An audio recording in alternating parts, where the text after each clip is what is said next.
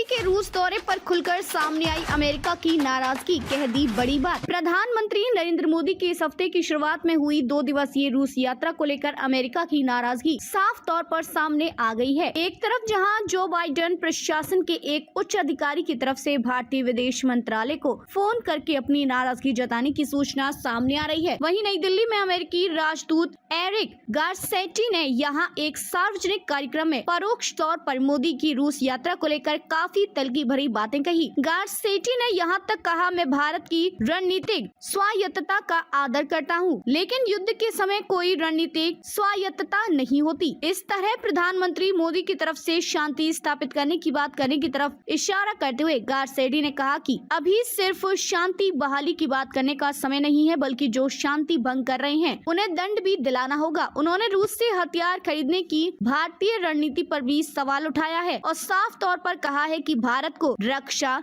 साझेदार के तौर पर अमेरिका व रूस में से किसी एक का चयन करना होगा। साथ ही यह भी याद दिलाया कि आज सबसे बेहतरीन रक्षा उपकरण अमेरिका ही बना रहा है और वह इन हथियारों को भारत के साथ साझा करने को भी तैयार है। प्रधानमंत्री मोदी 8-9 जुलाई को रूस यात्रा पर थे। इस दौरान उनकी रूस के राष्ट्रपति व्लादिमीर पुतिन के साथ 4 बार मुलाकात हुई। मोदी की यात्रा के पहले ही दिन रूस ने यूक्रेन की राजधानी कीव स्थित बच्चों के एक अस्पताल पर हमला किया था। मोदी ने इस मुद्दे को 2 बार पुतिन के सामने उठाया और बच्चों की मौत पर हृदय छलनी होने का बयान दिया। साथ ही युद्ध के मैदान से शांति बहाली नहीं होने का संदेश भी पुतिन को दिया। पीएम मोदी की इस यात्रा को लेकर अमेरिका के राष्ट्रपति भवन, रक्षा मंत्रालय और विदेश मंत्रालय ने एक दिन पहले ही अलग अलग बयान जारी किया है, लेकिन नई दिल्ली में गुरुवार को रक्षा क्षेत्र के एक थिंक टैंक के कार्यक्रम में अपने भाषण में गारसेटी ने कई बार परोक्ष तौर पर मोदी के रूस दौरे का जिक्र किया। इसमें उनकी नाराजगी साफ तौर पर दिखाई पड़ रही थी।